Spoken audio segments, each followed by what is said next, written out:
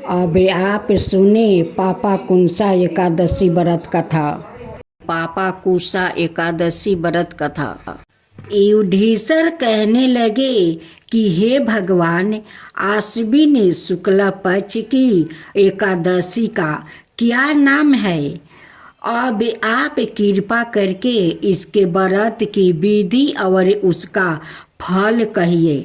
भगवान कृष्ण कहने लगे कि हे युधिष्ठिर, पापों का नाश करने वाले इस एकादशी का नाम पापा कुंसा एकादशी है। इस दिन मनुष्य को विधि पूर्वक भगवान पद्मनाभ की पूजा करनी चाहिए। यह एकादशी मनुष्य को मनोवांछित फल देकर स्वर्ग को प्राप्ति करने वाली है। मनुष्य को बहुत दिनों तक कठोर तपस्या करने से जो फल मिलता है वो फल भगवान गरुड़ ध्वज को नमस्कार करने से प्राप्ति हो जाता है। जो मनुष्य अज्ञान वश से अनेक पाप करते हैं परंतु हरि को नमस्कार करते हैं वो नरक में नहीं जाते हैं। विष्णु के नाम के कीर्तन मात्रा से संसार के सब तीर्थों के पुण्य का फल मिल जाता है। जो मनुष्य षंड धनुषधारी भगवान विष्णु की शरण में जाते हैं उनको कभी भी यम इतना नहीं भोगनी पड़ती जो मनुष्य वैष्णव होकर शिव की और शैव होकर विष्णु की निंदा करते हैं वो अवश्य नरकवासी होते हैं। सहस्त्रों बजय पे अवरे अश्वमेध जगों से जो फल प्राप्ति होता है वो एकादशी के व्रत के 16वां भाग के बराबर भी नहीं होता। संसार में एकादशी व्रत के बराबर कोई पुण्य कीर्तय नहीं है। इसके सामने पवित्रा तीनों लोकों में कुछ भी नहीं है। इस एकादशी जैसा पुण्यदायी कोई व्रत नहीं है। जब तक मनुष्य पद्मनाभ की एकादशी का व्रत नहीं करते हैं तब तक ही उनकी देह में पाप वास कर सकते हैं। यह एकादशी स्वर्ग मोक्ष आरोग्यता सुंदर स्त्री और अन्न और धन को देने वाली है। इस एकादशी व्रत के बराबर गंगा गाय काशी गुरुक्षेत्र और पुष्कर भी पुण्यवान नहीं है। हरि बसर और एकादशी का व्रत करने और जागरण करने से मनुष्य विष्णु पद को प्राप्ति होता है। हे राजेंद्र, इस व्रत के करने वाले 10 पीढ़ियाँ मातु पक्ष, 10 पीढ़ियाँ पितु पक्ष, 10 पीढ़ियाँ स्त्री पक्ष और 10 पीढ़ियाँ मित्रा पक्ष सभी का उद्धार कर देते हैं। वो दिव्या देह धारण कर चतुर्भुजा रूप हो, पीतंबर पहने और हाथ में माला लेकर गरुड़ पर चढ़कर विष्णु लोक को जाते हैं। हे निरपोचतम बलाये बस्ता युवावस्था और वृद्धावस्था में इस व्रत को करने से पापी मनुष्य भी दुर्गति को प्राप्ति ना होकर सर्द गति को प्राप्ति होता है। आश्विन मास के शुक्ला पक्ष की इस पापा कुंसा एकादशी का जो व्रत करते हैं वो अंत समय में हरि लोक को प्राप्ति होते हैं और समस्त पापों से मुक्त हो जाते हैं। सोना तिल भूमि गौ अन्न जल छात्री और जूती दान करने से मनुष्य यमराज को नहीं देखता। जो मनुष्य किसी प्रकार के पुण्य कर्म किया बिना जीवन के दिन व्यतीत करता है, वो लोहार की भट्टी की तरह श्वास लेते हुए निर्जीव के समान ही है। निर्धन मनुष्य को भी अपनी शक्ति के अनुसार दान करना चाहिए और धन वालों को सरोवर, बाग, मकान आदि बनवा कर दान करना चाहिए। ऐसे मनुष्य को यम का द्वार नहीं देखना पड़ता और संसार में शीघ्र आहू होकर धन्यवान, कुलीन और रोगहित रहते हैं। हे राजन, जो आपने मुझसे पूछा वो सब मैंने आपको बतलाया है। अब आपकी और क्या सुनने की इच्छा है सो कहो। अब सुने माँ तुलसी की व्रत कथा। तुलसी माता की कथा। तुलसी से जोड़ी एक कथा बहुत प्रचलित है। श्रीमद् देवी भागवत पुराण में इनके अवतार की दिव्या लीला कथा भी बनाई गई है। एक बार शिव ने अपने तेज को समुद्र में फैला दिया था। उससे एक महातेजस्वी बालक ने जन्म लिया। यह बालक आगे चलकर जलंधर के नाम से परिक्रमी दैत्य राजा बना। इसकी राजधानी का नाम जलंधर नगरी था। दैत्य राज कलनेमी की कन्या बिंदा का विवाह जलंधर से हुआ। जलंधर महाराक्षस था। अपनी साता के मद में चूर उसने माता लक्ष्मी को पाने की कामना से युद्ध किया, परंतु समुंदर से ही उत्पन्न होने के कारण माता लक्ष्मी ने उसे अपने भाई का रूप में स्वीकार किया। वहाँ से पराजित होकर वो देवी पार्वती को पाने की लालसा से कैलाश पर्वत पर गया। भगवान देवाधिदेव शिव का ही रूप धारण कर माता पार्वती के समीप गया, परंतु माँ ने अपने योग बल से उसे तुरंत पहचान लिया और वहाँ से अंतर ध्यान हो गई। देवी पार्वती ने क्रोध होकर सारा वृत्तांत भगवान विष्णु को सुनाया। जलंधर की पत्नी बिंदा अत्यंत पतिव्रता स्त्री थी।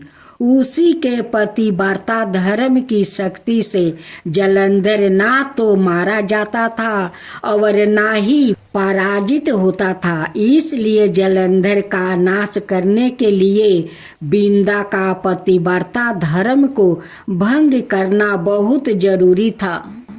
इसी कारण भगवान विष्णु ऋषि का भेष धारण कर वन में जा पहुँचे, जहाँ बिंदा अकेली बर्मन कर रही थी। भगवान के साथ 2 मायावीर राक्षस भी थे, जिन्होंने देखकर बिंदा भयभीत हो गई।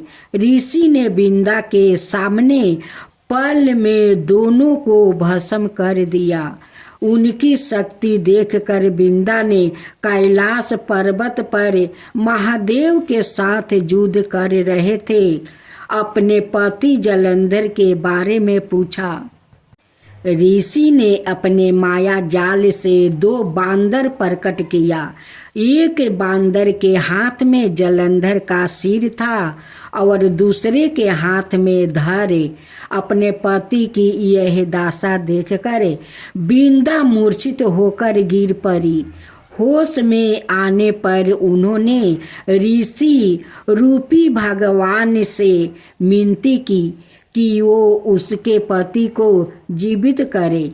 भगवान ने अपनी माया से पुण्य जलंधर का सिर धड़ से जोड़ दिया, परंतु सवाए भी वो उसी शरीर में प्रवेश कर गया।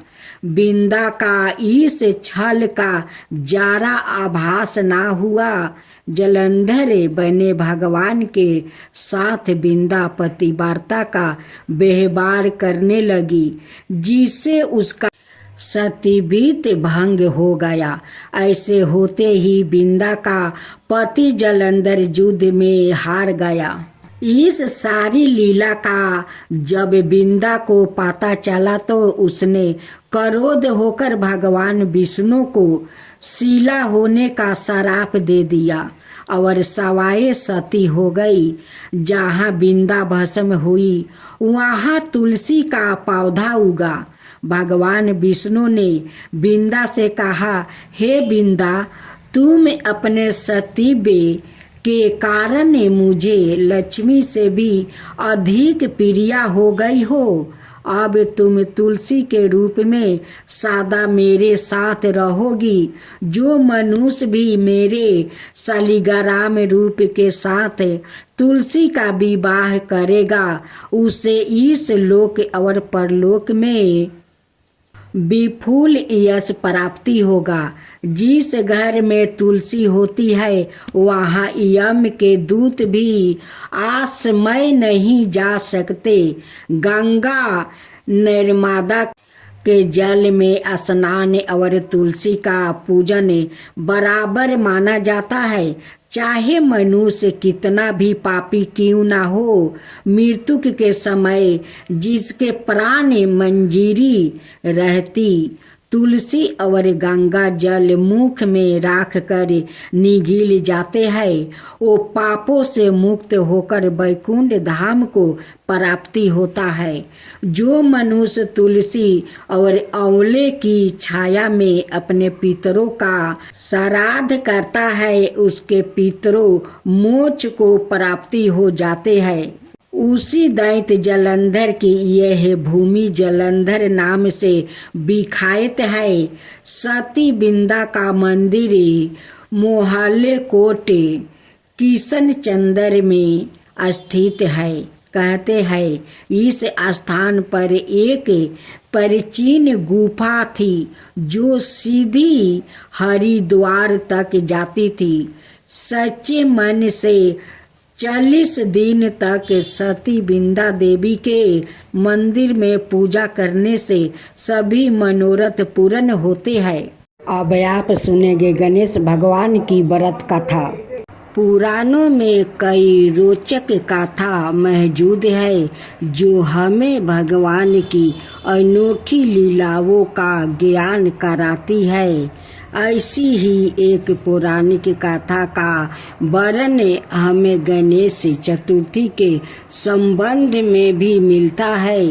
इस कथा में ही हमें इस बात का उत्तर भी मिलता है कि गणेश चतुर्थी को चांद दर्शन निषिद्ध क्यों होता है। चिरकाल की बात है, एक बार धन के देवता कुबेर को अपने अपार धन पर अभिमान हो गया।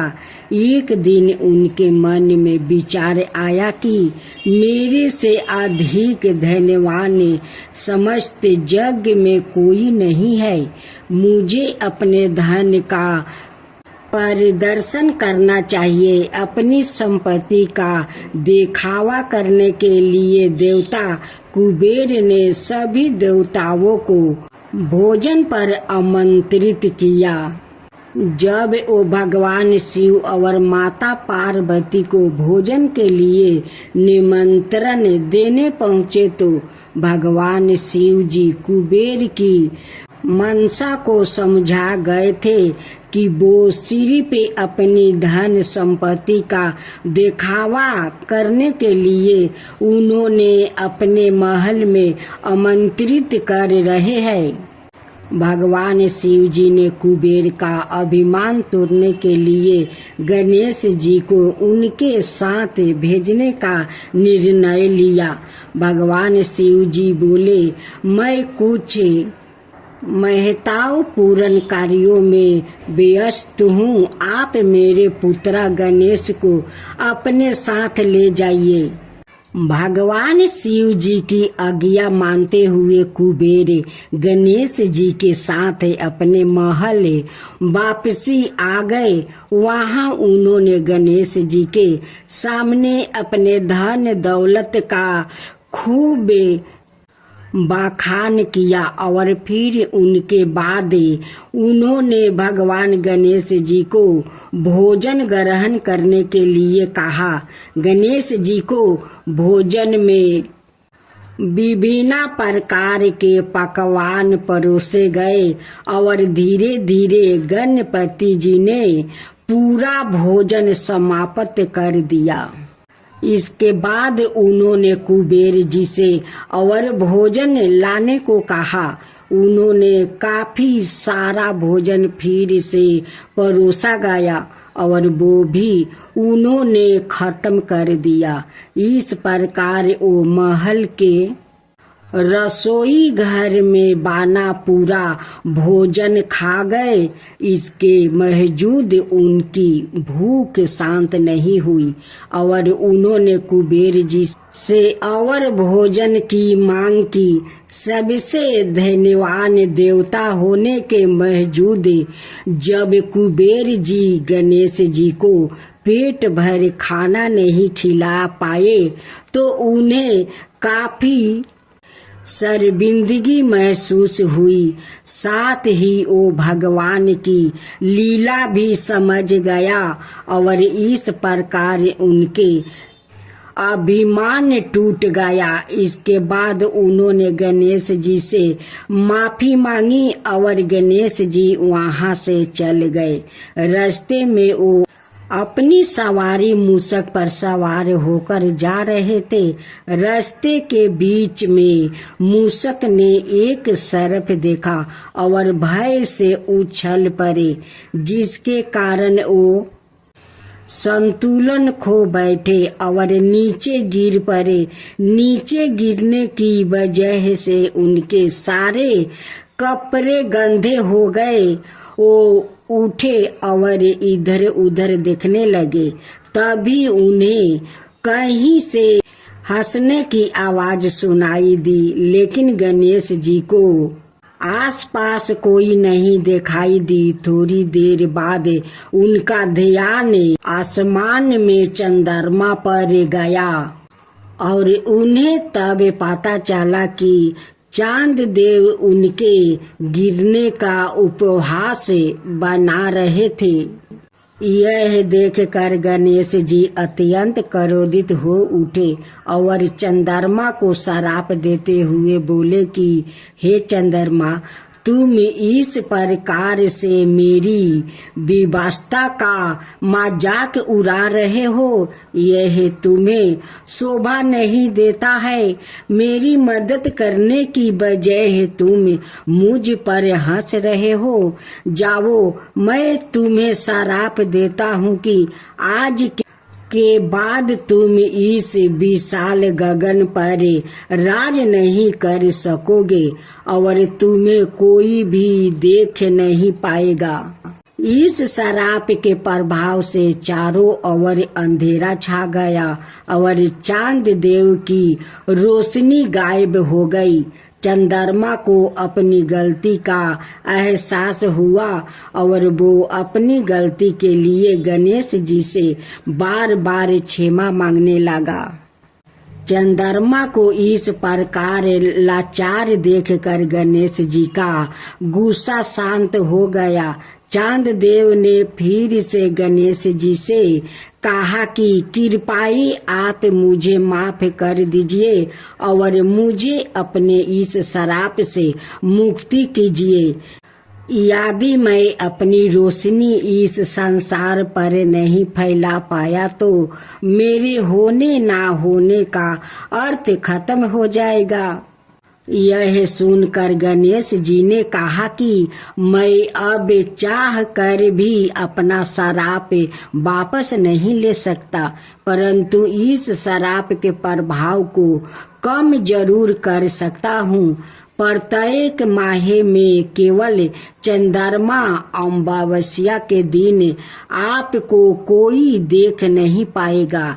इसके बाद आपकी कलाएं बढ़ती जाएगी और पूर्णिमा के दिन आप अपने पूर्ण स्वरूप में दिखाई देंगे। पूर्णिमा के बाद फिर से आपकी कलाएं घटती जाएगी। गणेश जी ने आगे कहा कि आज गणेश चतुर्थी पर अपने मेरे अपमान किया है। आज के दिन अगर कोई आपको देख लेगा तो पाप का भागीदार बनेगा। इसके पश्चात गणेश जी कैलाश पर्वत पर वापस लौट गया। मान्यताओं के अनुसार इस कारण से आज भी गणेश चतुर्थी के दिन चांद दर्शन अशुभ माना जाता है। अब आप सुनेंगे माँ लक्ष्मी की व्रत कथा। अब लक्ष्मी व्रत कथा सुने।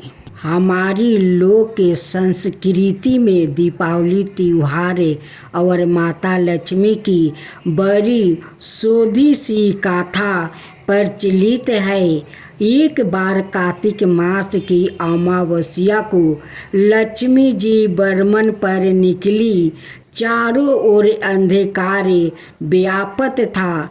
वो रास्ता भूल गई। उन्होंने विचार किया कि रात्रि वो मृत्यु लोक में गुजार लेगी और सूर्य उदय के पश्चात वैकुंठ धाम लौट जाएगी।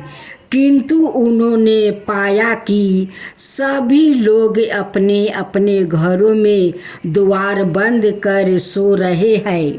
तभी अंधकार के उस साम्राज्य में उन्हें एक द्वार खुला देखा, जिसमें एक दीपक की लो टिमटिमा रही थी। वो उस प्रकाश की ओर चल दिया। वहाँ उन्होंने एक वृद्धा महिला को चरखा चलाते देखा। रात्रि विश्राम की अनुमति मांगकर वो उस बुढ़िया की कुटिया में रुकी। वृद्धा महिला लक्ष्मी देवी का बिस्तर प्रदान कर पुण्य अपने कार्य में व्यस्त हो गई।